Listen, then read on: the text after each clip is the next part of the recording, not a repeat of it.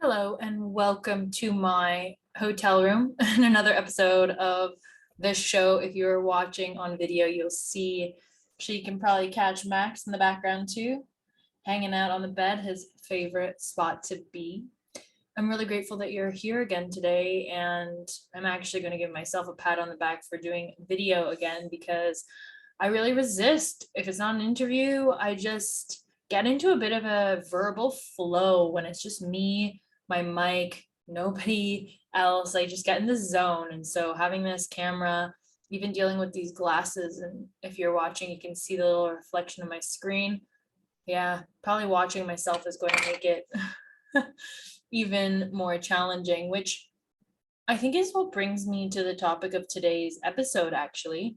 Before we dive in, though, I do just want to invite you to like, review, subscribe. If you're listening on Apple Podcasts, which most of you seem to, please do leave a review. It makes a huge difference into people being able to find the show. If you're on YouTube, leave a comment, subscribe, wherever it is that you listen.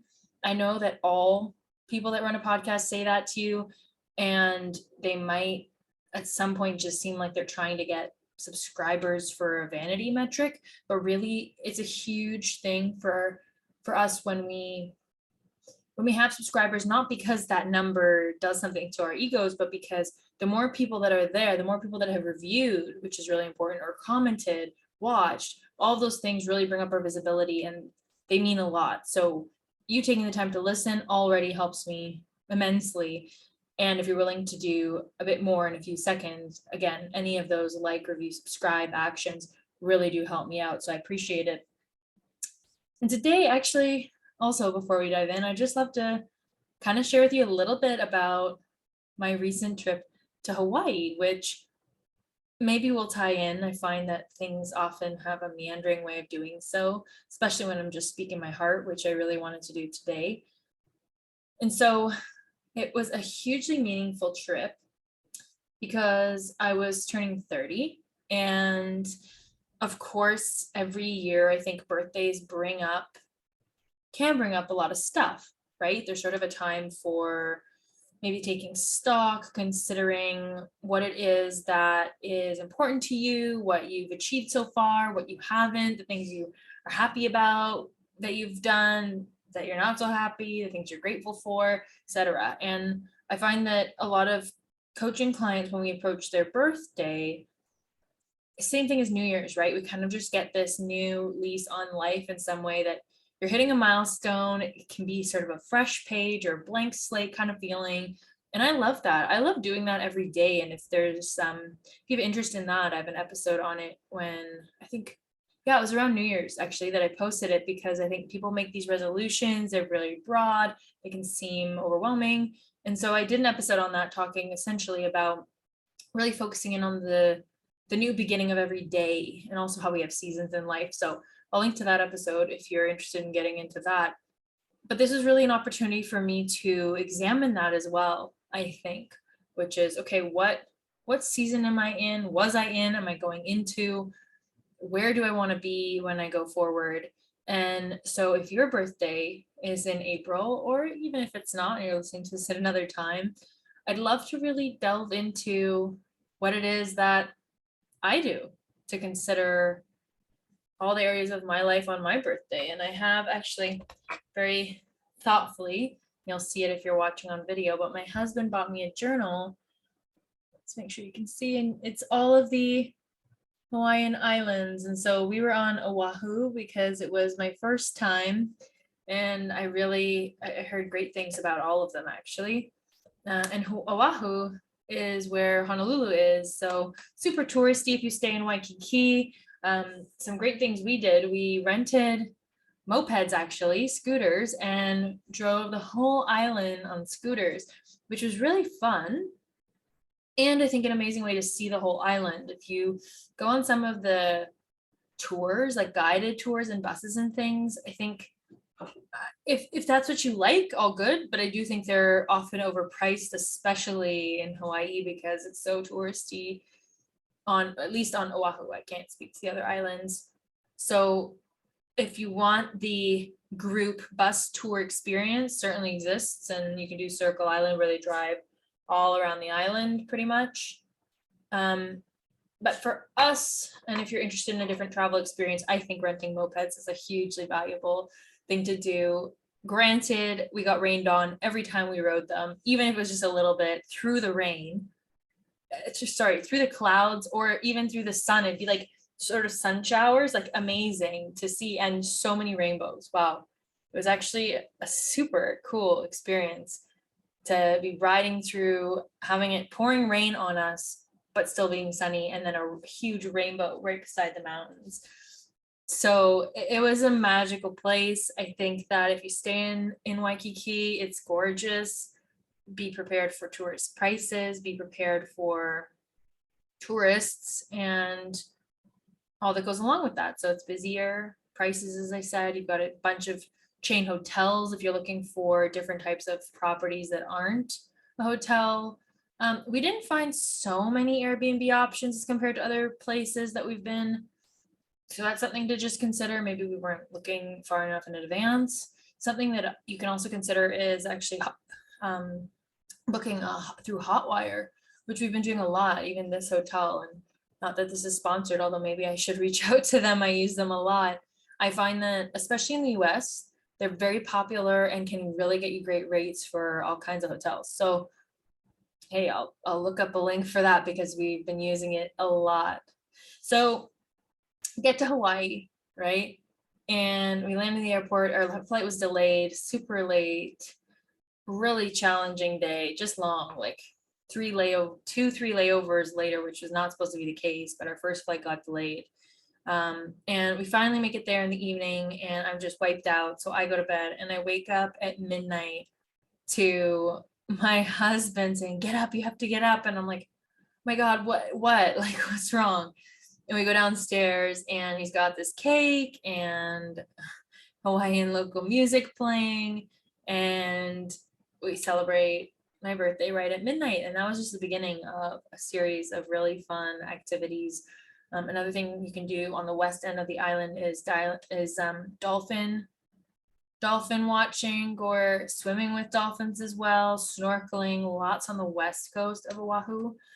I'll be sure to add some links. I think I do have some friends that are going or have been before, and so I'd love to open up a discussion. Actually, I think Hawaii is fun. Maybe this is the episode in and of itself. But hey, yeah, actually, maybe it is. I can go into the insights of my birthday or what it is that I look at and do every year to redefine goals and move forward. But I think there's so much to say about Hawaii and the culture and how magical of an experience I had. So I suppose we can focus in on that. So yeah, we were only there for a week. I would have loved to see other islands. Pearl Harbor was absolutely a must. So I'll link to that. And there's an amazing Thai place right beside. I want to thank my friend Ivana for that recommendation. Right near Pearl Harbor, I mean, we drove on our mopeds, but right by it is this beautiful little kind of hole in the wall looking place. But inside it's got these gorgeous sort of A-frame ceilings, and then you just kind of, it feels like this little cave, and you go in and it's got amazing Thai food. So I'll link to that too. And the homes, it's interesting. There are a lot of condos, and that Oahu, that island, is quite developed. On the North Shore, there's a Turtle Bay Resort. Actually, that's where we went on my birthday, where we had a picnic on the beach, which was amazing. It was gorgeous. My husband really coordinated a dream come true kind of day. I got a massage, which, if you know me, that is totally my love language. Any kind of massage of any sort is the way to my heart, and probably with food too. But man, was that good. And that resort is stunning. They renovated it. It is just gorgeous on that northern coast. There's Sunset Beach. We watch the sunset there. Definitely worth a visit, even if you're not staying at that resort, as it is quite pricey, but the grounds are amazing. There's a restaurant there called the Beach House, and it's by quite a famous chef. He's got a couple of different locations there. I just want to Roy Yamaguchi. and it's on Oahu, but not sure if I'm sure he's got more restaurants. But yeah, I guess I'll link to that too. And at that resort, he's got a restaurant there. And I've got to say, I was thinking about this cod, his signature cod dish, 4 days. I would love to go back and just have it. I think they have other locations in California too. I'll link to that. And yeah, just a magical day. And I think what struck me pretty much instantaneously upon arriving and as we continued our stay on the island is that people have this warmth and there's a friendliness and a community feeling that I'm not saying it's perfect. I don't think any place is perfect, but man, I think Hawaii comes pretty close, at least for my criteria when it comes to absolutely beautiful nature. And whether you like hiking and hills or mountains, they have that. There's lush greenery, there is forestry, looks like it reminds me actually of places in Canada. I mean, I'm not a tree expert, but there are places where, not really palm trees, you're looking at more like forested areas, gorgeous waterfalls, even little like rivers and lakes on the island. You've got, of course, the ocean, very biodiverse, lots of farming going on actually on the island, which is interesting to see. And you have some organizations doing regenerative farming, which is interesting, and trying to focus on local foods that they're cultivating. Of course, it's a great climate. It's interesting on the east side of the island, it rains more. So the vegetation and a lot of the farming is going on the east coast of the island. And we did notice that when we drove around, is that on the east side, there were more clouds. Has to do with the way that the mountains are there, where it seems that the mountains sort of level off the rain, which is interesting. So I've got to tell you, if you're looking for just an absolutely beautiful place to spend some time, the weather was pretty much hot and sunny every single day, as I said, with some mixed showers, but perfect sort of 80s or high 20s, low 30s in Celsius. Beautiful weather, beautiful people, local customs. And I think it's really important to find some spots that are off the beaten track. So there's also Helena's, which is a great restaurant that had very local Hawaiian food, which I think was great to experience. And it's definitely unique if you like barbecue. I think Hawaiian barbecue is sort of its own experience in and of itself. Of course, many people will say to go to a luau. I think that a lot of them are quite commercialized and buffet style. So I personally chose to stay away. I actually had a similar experience when I traveled to Fiji with a dear friend of mine, Emma. It wasn't called a luau, but they did actually bury the meat and had fire and coals and then the leaves on top, and they left that all day. But we stayed with a family with a couple of huts, and it was a remote island in the Isawa Islands in Fiji. And I found that to be more authentic than a buffet style production. So again, it depends what kind of vacation you want, I think. And for me, it's just so important to connect with local individuals. And some of our best moments actually were with Uber drivers that live on the island, and we just kind of interrogate them about everything they love, everything they don't like, And one thing that I would say was very prominent there that was sad to see is the homelessness, and there seem to be drug abuse challenges and addiction challenges on the island, which a lot of Uber drivers pointed out, and you could see. We actually had an extensive conversation with a security guard at a mall, of all things, that was sharing about how a lot of people will come in. Well, people within the homeless community will come in and steal items to be able to buy drugs, and the store can't do much about it. They'll steal vacuums and such. So sort of a sobering thing to see. And I always struggle with this actually, is seeing homeless people and then in a place where, it's expensive, definitely if you're staying in Waikiki or anywhere around that area. And you've got $1 million plus homes, very challenging to get a single family home there. The real estate prices are quite high, which of course you're in paradise. So suppose it makes sense that the values are going up, but just creates this huge disparity. And I really find myself thinking actually about it a lot, even since I was a kid. I think about that, and I don't know enough about policy and the way the government works on a municipal, state or provincial and then federal level, but I'd be very interested to see what it is that's done, because I think there are a bunch of different programs that happen with varying effectiveness in terms of giving housing versus stipends or some sort of monthly, whether it's welfare payments, right? So I digress, I suppose, but it's a problem that I really think about often because it's so pervasive, not only there, but throughout the world. And I wonder what we could be doing about shelter, because I know there's a lot of talk about, of course, food quality and people having basic necessities there and clean drinking water.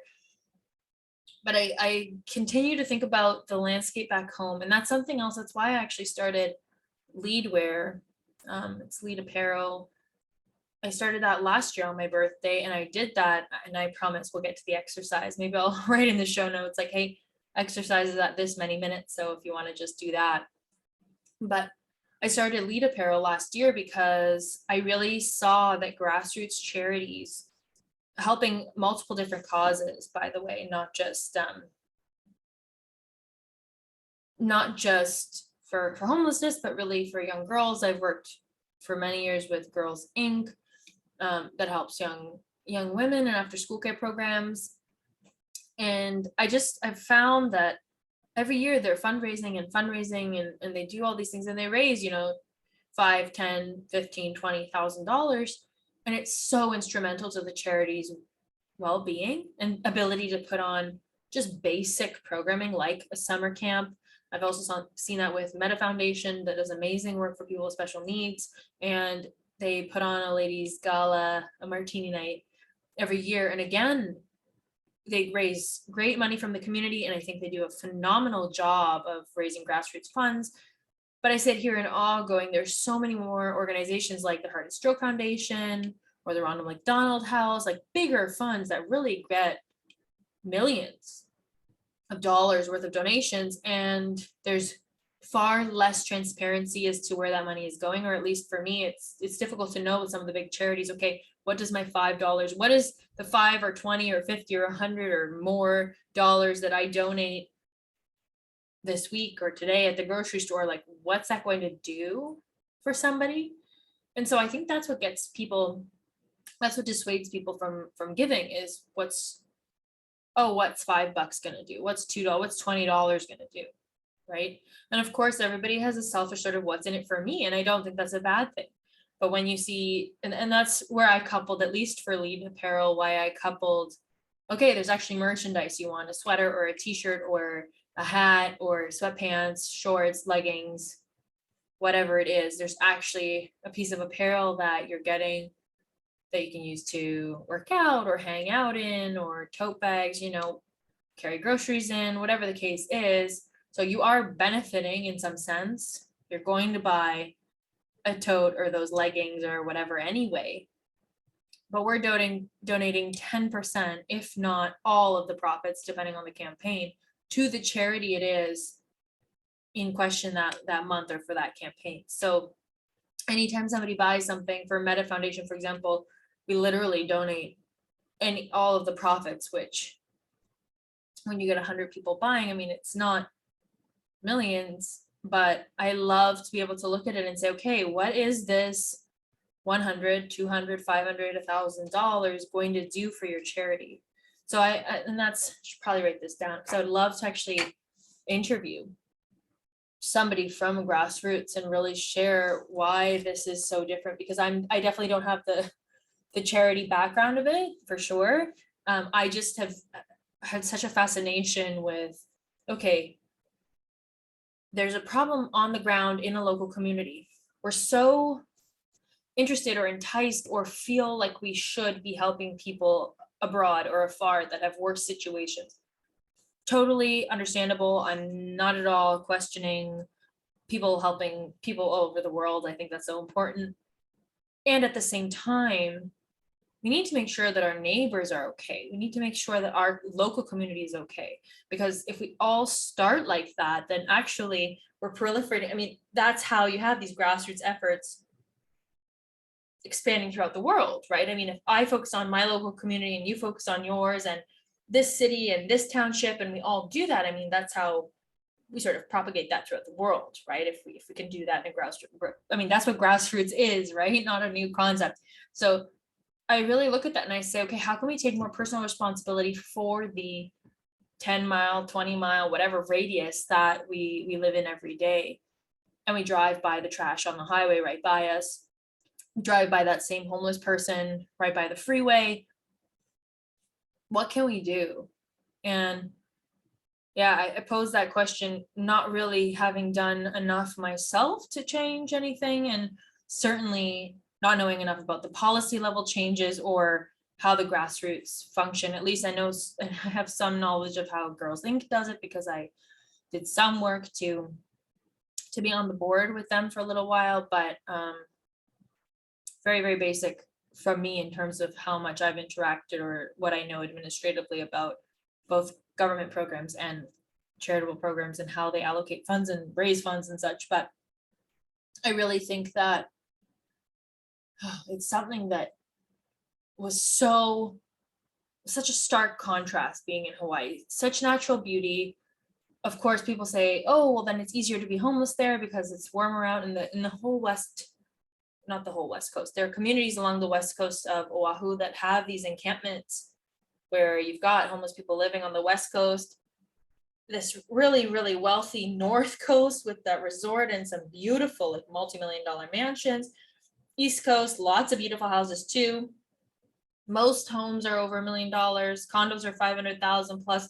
Waikiki, of course, is booming and all kind of along, let's say, the southeast coast. Then you've got the airport. I mean, and then you come up along this west coast where, again, beautiful nature. And this is where the dolphin tours happen. This is where turtle watching happens. I mean, whale watching can happen. Like, it's a stunning part of the island. And for whatever reason, you know, that all sort of pools together. And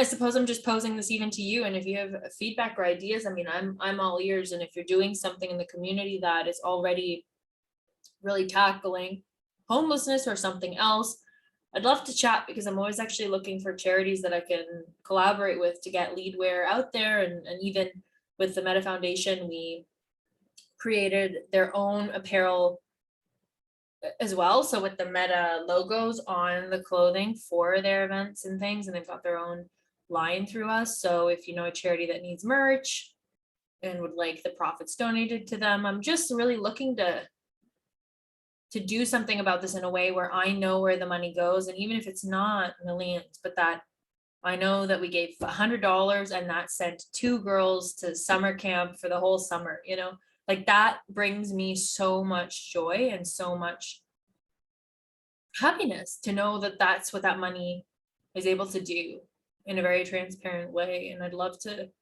scale that up. So anyway, that's a project that I started, and that's something that I really noticed on Hawaii that made me quite pensive, because, well, it's easy to go on a vacation to a gorgeous place and sort of just focus on the beautiful food and tours and homes and neighborhoods and all of the beaches and all of that. But I definitely love to see the flip side of the coin. And there often is one when you talk to locals and see what's happening. Many locals that used to live on Oahu are moving to Seattle, to Las Vegas, which is really interesting. And they just moved to where the Hawaiian community is. So if they have family or friends that are living there, Reno's another one in Nevada, and they'll move to their family because the real estate prices are just so outrageous. And that's tough, right? To think of your family and growing up in a place and then having it become inaccessible for you. And most of the Hawaiians that do own homes are because of them being handed down to individuals,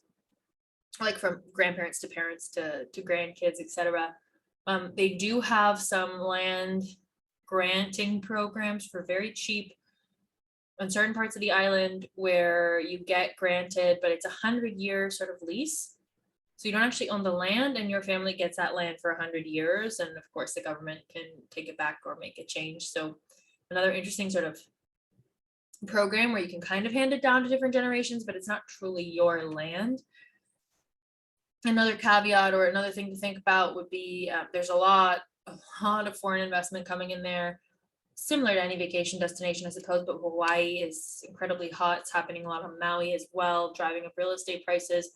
We've got really, really big entrepreneurs like Jeff Bezos and Mark Zuckerberg buying huge amounts of land, which, again, interesting, right? If you're not a resident, or even if you are, should there be percentage restrictions?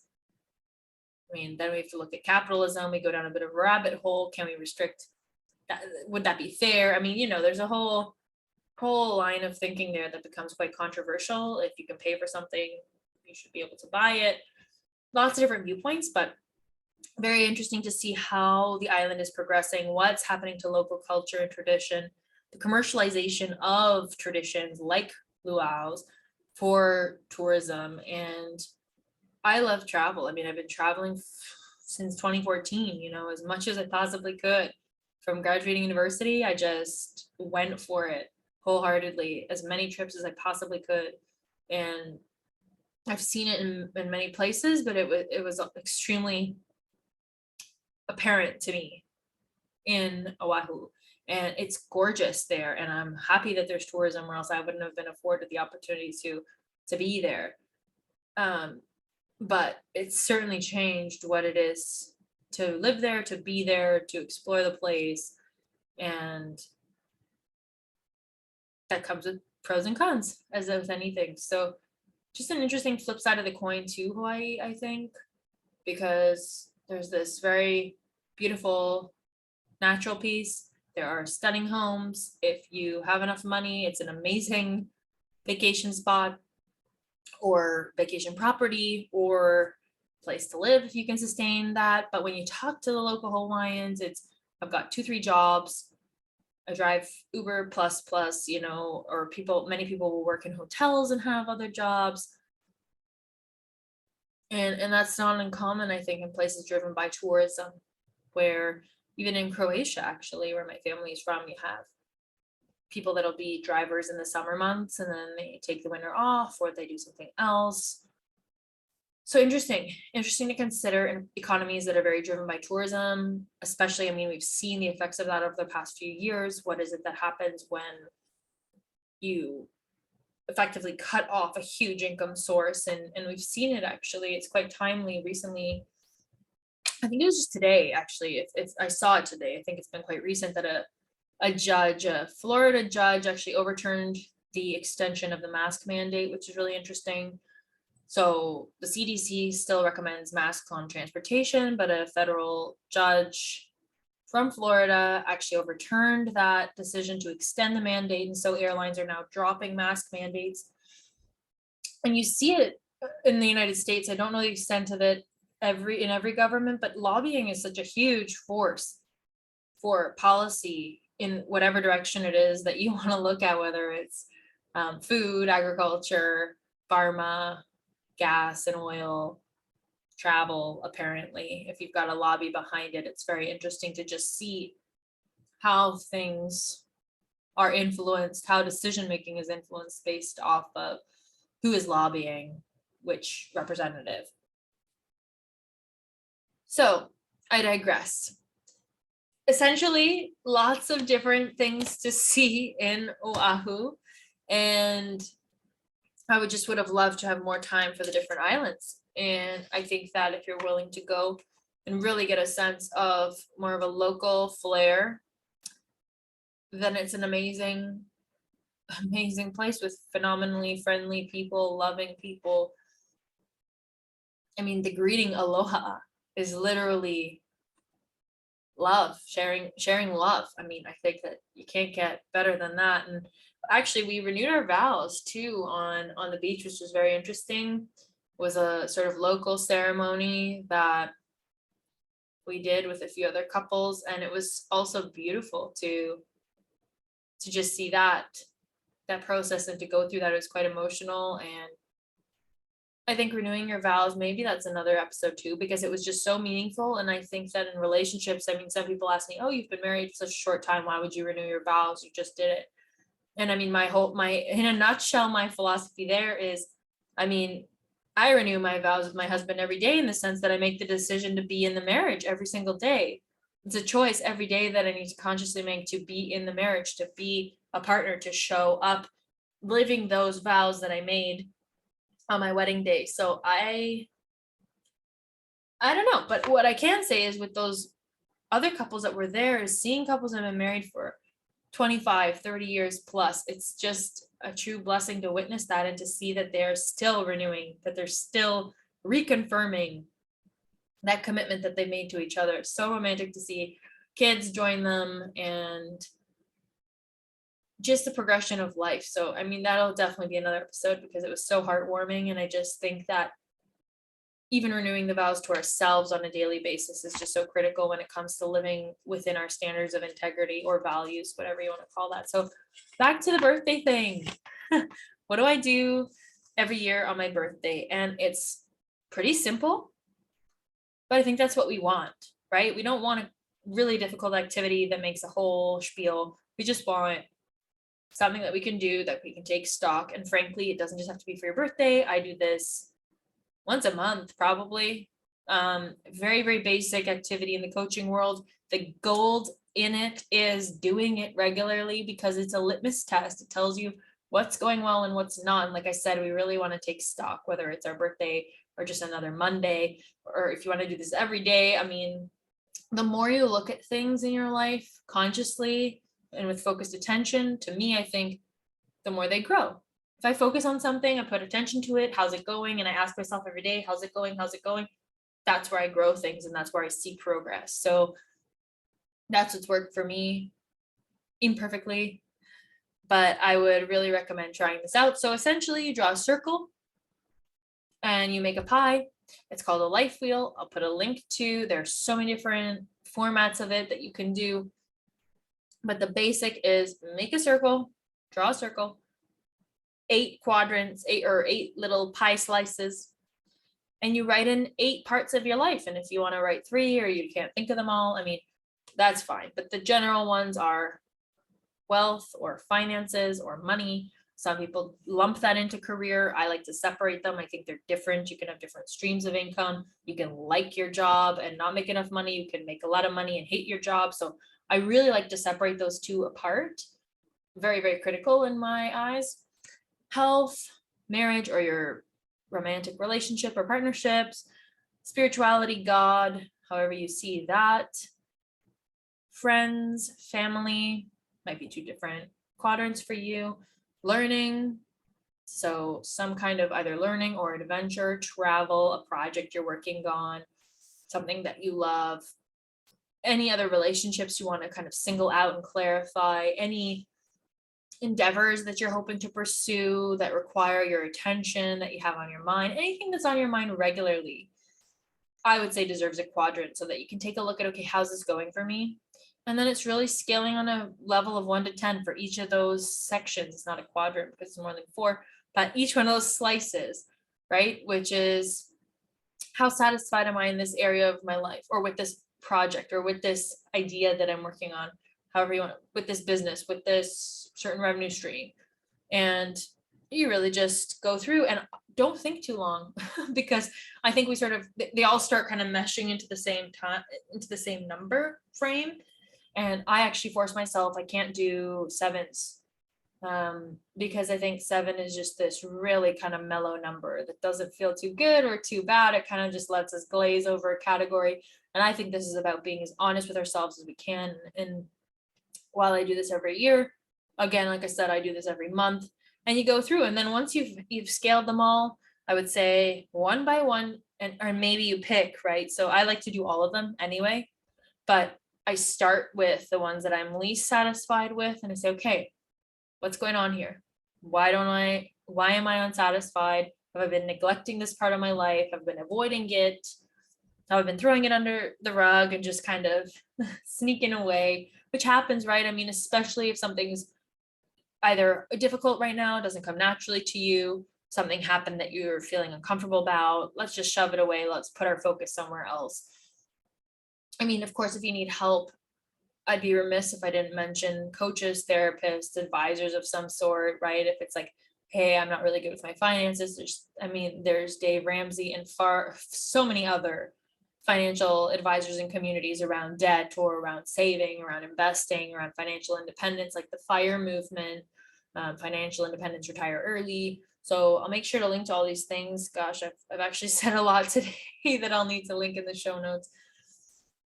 But there's too many online communities now about pretty much anything that you're interested in to sit there alone and feel like there's no one else in your position. I mean, everybody's got a unique experience of things, but when it comes to goals, there are people that are going after what you want in a variety of ways. And I think it's our job to figure out, okay, which one of these ways do I want to go after this goal, right? So that's where relating to your standards of integrity, relating to who you are as a person and what's important to you matters. For example, something as simple as, let's say, saving or buying a house. Maybe it's not that simple, but okay, let's go even more simple. Buying groceries. I say that and it's just a rabbit hole, but let's say buying groceries, right? And your diet, and you say, okay, I actually want to have a whole food diet. I want to stay away from preservatives. Like, you kind of narrow and you say, okay, who's eating the way that I'd like to eat, being healthy, being intuitive, or maybe somebody that eats mainly animal-based, somebody that mainly eats plant-based. Like, you look at these different components. Okay, this is what I'm really looking at. And then you find people, right? You find people in communities that are in that lane, and you see the results that they're having. And if you like the results, you like the approach, right? Then you start going down that road. And so I think that this really opens up some and creates some clarity so that we can seek out those people that advocate for us, that advise us, support us, and can relate to us in going through that journey. So you go through those 8 sections, and each time you ask yourself, what's going on here? What am I avoiding? Or what is it that I want? What might I do? What have I done before? If you're feeling stuck, who might I talk to about this, right? Or what help might I need? And you can go through that in every section. And I think by the end of it, that's how I came up with creating this podcast. That's how I came up with the Lead Apparel brand. That's how I decided we needed to get, if you can see him in the video, we needed to get Max. He actually blends into the, he blends into the bed a little bit. Maxie. Nope. Oh, there he is. He's looking. He's usually down for the count at this time of night. But any big decision I've made or looked at or considered or vision toward has been, okay, what is it that I'm seeking? What is it that I'm happy with? What is it that I'm wanting more of? Knowing that, of course, the human condition is we're always going to want more, and we're never going to be done. And it's literally not over until it's over. And so there's definitely a balance here. And I do want to, I suppose, call attention to the other side of the coin, which is gratitude. And so for every section, I also write a thing that I'm happy about, or a thing that I'm grateful for that's working well recently, or that I'm enjoying, so that I know, okay, even though I ranked this a 4 out of 10 because I haven't been giving it attention this month, I'm still really happy that, for example, if I haven't been sleeping enough, it's like, okay, 4 out of 10, not focusing on sleep enough. That's really, making progress in other areas challenging. But I'm really grateful that, over the weekend, I actually went to bed on time and turned off the technology and really had, a great night's sleep over the weekend, for example. So I'll just write something that kind of reminds me, hey, it's not all bad, and I don't need to get critical and harsh on myself. And that's not the intent of the exercise. So really focusing on what you want more of. But I have mine here. I do it every, like I said, do it every month, and definitely a more extensive look every year on my birthday. And I hope that brings you some level of clarity and new awareness. It's really easy. It usually takes me 20 minutes, 30 minutes, and not much to remember in terms of how to do it. But it's in the doing of it, as I said, that I think you drive the most value, which is that it's easy, so you're willing to do it repeatedly, semi-regularly. And so you really are constantly taking stock. And I think we do this when it comes to work, when it comes to money to some degree, right? Like, you're kind of seeing the checks and balances there. If you pay bills or you get a certain paycheck, we see the checks and balances. But when it comes to the broader vision, the bigger picture and our goals, I think we need that same check and balance. And that's what I love to do on my birthday and always.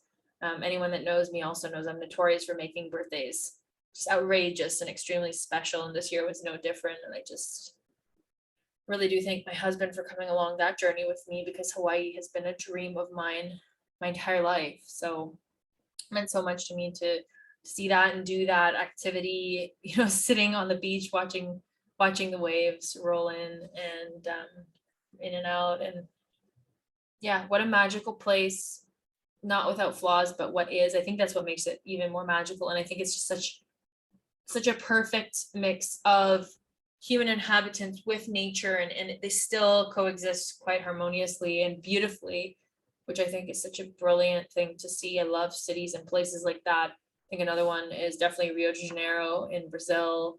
Definitely accomplishes a similar feeling where you truly feel like you're still in the forest and in the jungle somehow, amidst lots of cars, lots of hustle and bustle, passion and love. And wow, I definitely felt that on Oahu as well, which was a huge pleasure and joy. So I hope that you learned something. You found this interesting. As I mentioned at the beginning of the episode, it means everything to me when you like, review, subscribe the show. That's what gets this into the hands or ears and eyes of people that might benefit from it. So thank you for taking the time to watch. Thank you for sharing this with somebody that's going to Hawaii or has their birthday coming up soon.